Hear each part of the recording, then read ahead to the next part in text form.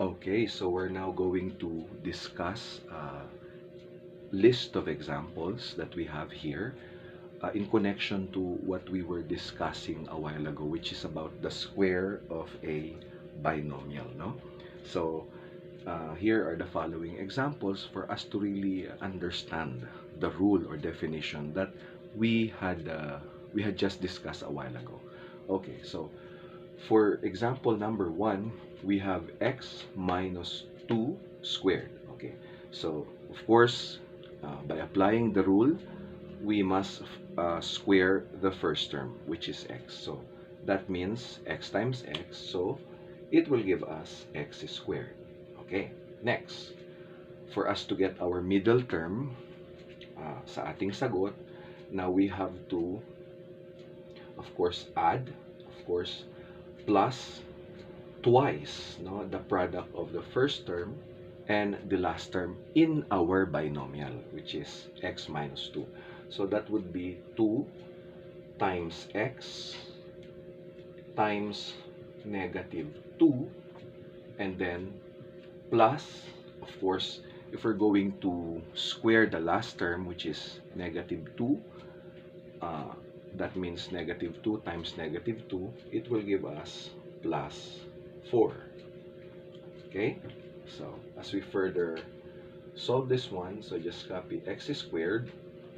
Okay, what is 2 times x times negative 2? I repeat, 2 times x times negative 2 will have minus 4x plus 4.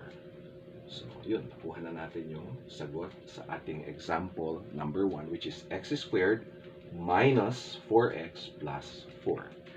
Okay, how about for example number 2? Okay, same procedure. All we have to do is just square the first term in our binomial, which is a plus 3. So let's square the first term, which is a. So a times a, that would be a squared. Diba? A times a squared, yes. Okay. Now, how about for our middle term? So that would be plus, okay, wait for a moment, and my board marker is not functioning well. Okay. All right. So plus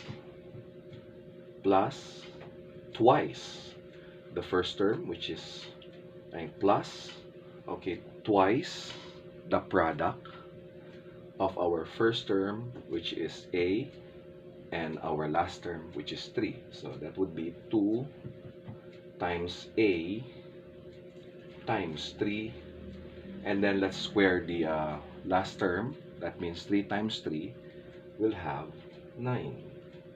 Yes, okay. So let's further simplify. So this will be a squared. What is 2 times a times 3? So that would be plus 6a. Okay, plus 9. Okay, so yeah. So our answer would be a squared plus 6a plus 9. See? Very simple. Okay, next. Again, okay, let's square the first term, which is 3a. So that would be 9a squared. Yes, because 3a times 3a is, I repeat, sorry for that, 3a times 3a will give us 9a squared. Okay, I repeat, 3a times 3a give us 9a squared. Okay, and then plus, okay, again, my board marker is not functioning well. I'm sorry for that. Plus twice the first term, or twice the product of the first term, which is 3a, and the product of the first term and the last term, which is 5b, and then let's square 5b. So that means 5b times 5b will give us 25b squared. Okay, let's further solve this one. So we'll have 9a squared. Okay, let's multiply 2 times 3a times 5b. I repeat, let's multiply 2 times 3a times 5b. We'll have plus 30ab plus 25b squared. So that's our answer for example number 3. Okay, our answer is 9a squared plus 30ab plus 25b squared. Okay, how about for example number 4? So again, let's square 2m. That means 2m times 2m. We'll have 4m squared.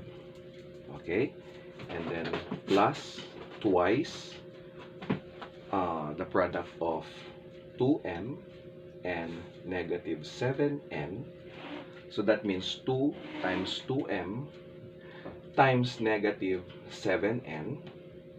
Okay, and then let's square negative 7n. So that becomes plus 49n squared. Okay, let's further solve this one. So 4m squared, what is 2 times 2m times negative 7n?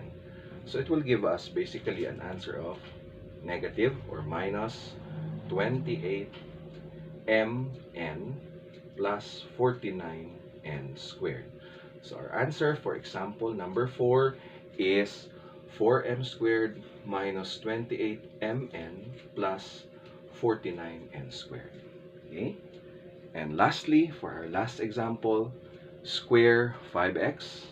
So it will give us 25x squared plus 2, because twice the product of the first term, which is 5x, and the last term, which is negative 3. So that would be 2 times 5x times negative 3. I repeat, 2 times 5x times negative 3. And then we square the last term, which is negative 3. It will give us plus 9. Okay, let's further solve this. So 25x squared minus, so what is 2 times 5x times negative 3? It will give us what?